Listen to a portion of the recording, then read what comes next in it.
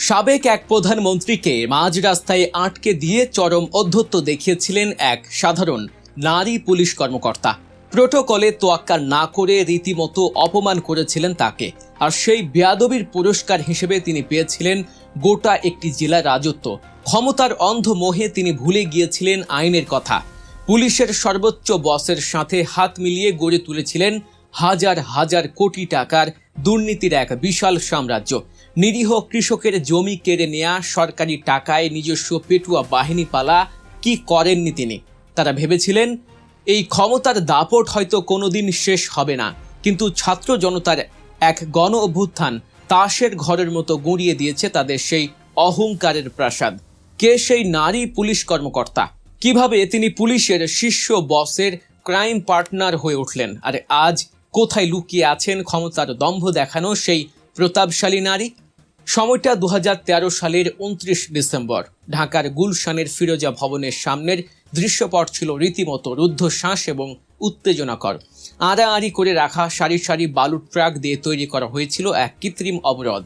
সেই অবরুদ্ধ অবস্থা ভেঙে তৎকালীন বিরোধী দলীয় নেত্রী এবং 3 বারের সাবেক প্রধানমন্ত্রী বেগম খালেদা জিয়া যখন নিজের গাড়ি নিয়ে বেরিয়ে আসার চেষ্টা করছিলেন, ঠিক তখনই ঘটে এক নজিরবিহীন ঘটনা।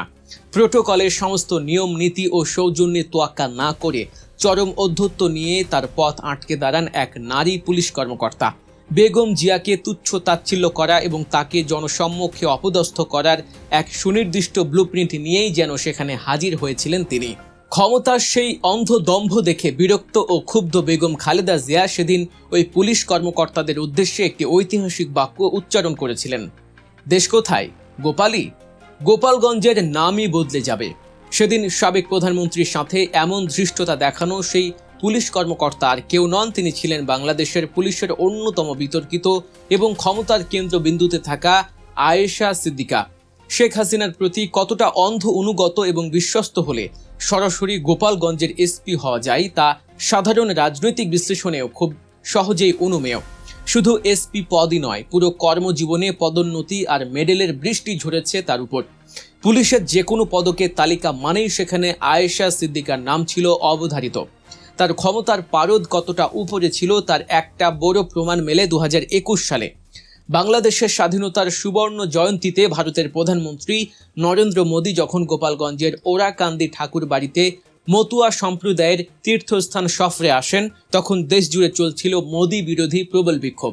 সেই উত্তপ্ত পরিস্থিতিতেও মোদীকে নিশ্ছিদ্র নিরাপত্তা দেওয়ার মূল গুরু দায়িত্ব বর্তেছিল এই আয়েশা সিদ্দিকার কাঁধেই। চেইন অফ কমান্ড ভেঙে শেখ হাসিনার সেই সরকার যদি আজ ক্ষমতায় থাকতো, তবে হয়তো এই আয়েশা সিদ্দিকাই হতেন বাংলাদেশের পুলিশের পরবর্তী আইজিপি।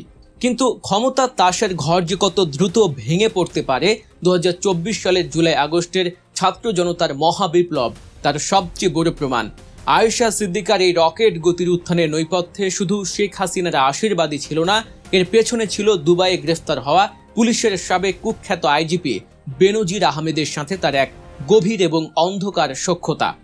বেনজির যখন ঢাকা মেট্রোপলিটন পুলিশের দোর্দণ্ড প্রতাপশালী কমিশনার, আয়েশা তখন ছিলেন গুলশান জোনের এডিসি।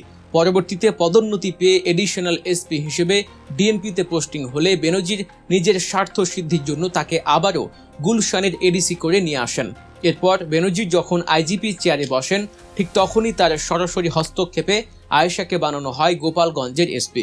মূলত গোপালগঞ্জে বেনজির আহমেদের হাজার হাজার কোটি টাকার অবৈধ সাম্রাজ্য এবং বিতর্কিত সাভানা ইকো রিসোর্ট গড়ে তোলার নৈপথ্যের মূল কারিগর ও মাস্টার মাইন্ড ছিলেন এই আয়েশা সিদ্দিকা।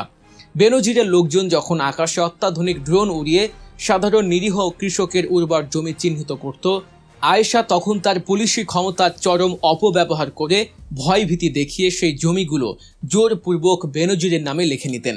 বেনজিরের সেই প্রমোদ কানুনকে পাহারা দিতে এবং দখলদারি বজায় রাখতে আয়েশা সিদ্দিকা সেখানে রীতিমতো একটি স্থায়ী পুলিশ ফাঁড়ি স্থাপন করেছিলেন। দুর্নীতির শেকড় কত গভীরে ছিল শুনলে অবাক হবেন। জমি দখলের কাজে নিয়োজিত প্রতিদিন অন্তত 50 জন ভাড়াটে লাঠিয়ালের 3 বেলায় রাজকীয় খাবারের ব্যবস্থা করা হতো সরাসরি গোপালগঞ্জ পুলিশ লাইন্সের সরকারি বাজেট এবং মেস থেকে।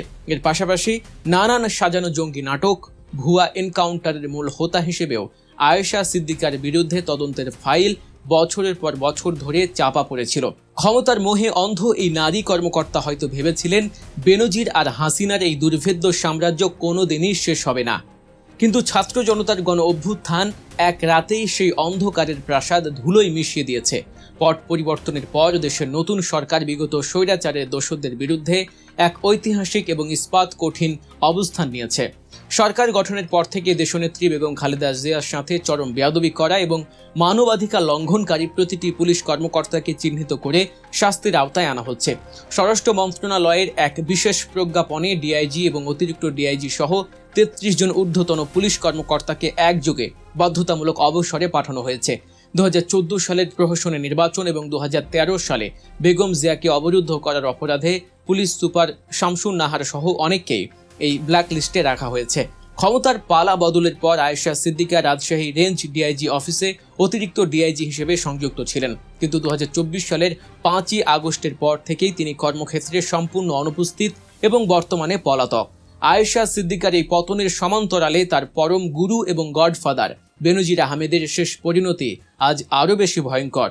2024 সালের 4ই মে দুদকের অনুসন্ধান শুরুর ঠিক আগ মুহূর্তে সব পরিবারের দেশ ছেড়ে পালিয়ে যান সাবেক এই আইজিপি। অভিযোগ রয়েছে তৎকালীন সরকারের উচ্চ পর্যায়ের গ্রিন সিগন্যাল পেয়ে তিনি নির্বিঘ্নে বিমানবন্দর পার হন। দেশ ছাড়ার ঠিক আগে বাংলাদেশ ফাইন্যান্সিয়াল ইন্টেলিজেন্স ইউনিটের চোখ ফাঁকি দিয়ে ব্যাংক থেকে কোটি কোটি নগদ টাকাও তুলেছিল তার পরিবার। সে সময়কার একটি সংবেদনশীল সিসিটিভি ফুটেজ বিশ্লেষণ করলে জানা যায় 4ই মে শাহজালাল আন্তর্জাতিক বিমানবন্দর থেকে সিঙ্গাপুর এয়ারলাইন্সের একটি ফ্লাইটে বেনজির যখন উঠছিলেন তখন তার ঠিক পেছনে ছায়ার মতো দাঁড়িয়ে তাকে ভিআইপি প্রোটোকল দিচ্ছিলেন এক রহস্যময় নারী পুলিশ কর্মকর্তা। রাজনৈতিক ও গোয়েন্দা মহলে তীব্র গুঞ্জন রয়েছে বেনজিরকে নিরাপদে দেশ পার করে দেওয়ার সেই নৈপথ্যের ছায়াটি আর কেউ নন, স্বয়ং আয়েশা সিদ্দিকা। অবসরে যাওয়ার পর বেনজিরকে স্বরাষ্ট্র মন্ত্রণালয়ের বিজ্ঞপ্তির মাধ্যমে সাদা পোশাকে 6 জন পুলিশ, 2 জন সশস্ত্র বডিগার্ড এবং 3 জন পাহারাদারের রাজকীয় প্রোটোকল দেয়া হয়েছিল। কিন্তু পাপের ঘোড়া যখন পূর্ণ হয় তখন কোনো বডিগার্ডই আর রক্ষা কবচ হতে পারে না। আন্তর্জাতিক অর্থ পাচার, জালিয়াতি এবং শত শত কোটি টাকার দুর্নীতির সুনির্দিষ্ট অভিযোগে সংযুক্ত আরব আমিরাতে দুবাইয়ে পুলিশের হাতে গ্রেফতার হন কুখ্যাত বেনজির আহমেদ।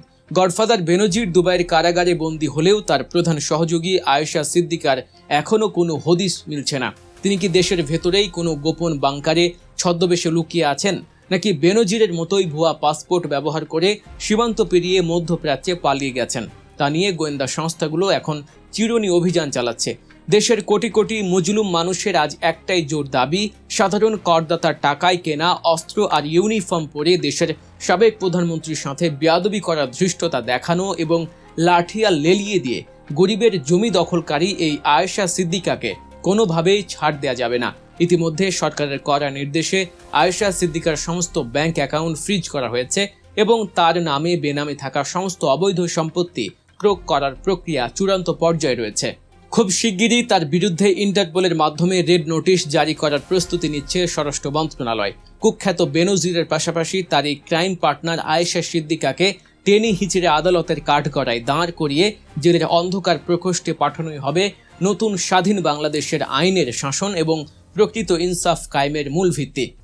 দর্শক, পুরো বিষয়টিকে আপনি কিভাবে দেখছেন? ক্ষমতার দম্ভে অন্ধ হয়ে সাধারণ মানুষের উপর জুলুম করা এবং রাষ্ট্রের শীর্ষ পর্যায়কে অপমান করা আয়েশা সিদ্দিকার কি অনতি বিলম্বে গ্রেফতার হওয়া উচিত বলে আপনি মনে করেন?